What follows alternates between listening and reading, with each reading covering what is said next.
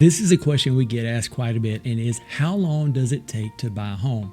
And this is a really good question because it helps the buyer to set their home buying goals and helps the lender and the realtor set proper expectations.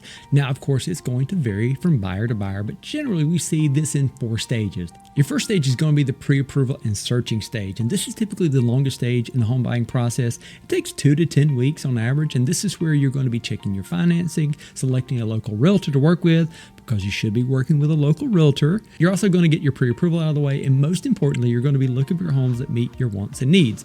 Now, I've had this take several months, and I've literally had clients walk out of my office, drive to the first home on the list, and love it.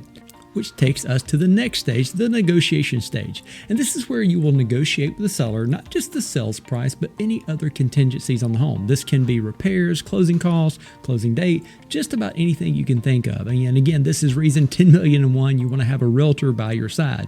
Terms are normally negotiated within a few days, which leads us to the contract stage.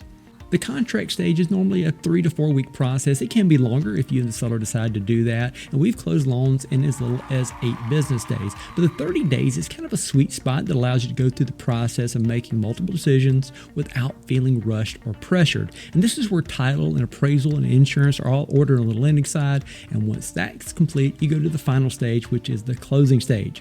Now, the actual closing on a mortgage takes only about 30 minutes. However, what I consider the closing stage is you getting your final numbers for closing as well as the day of closing.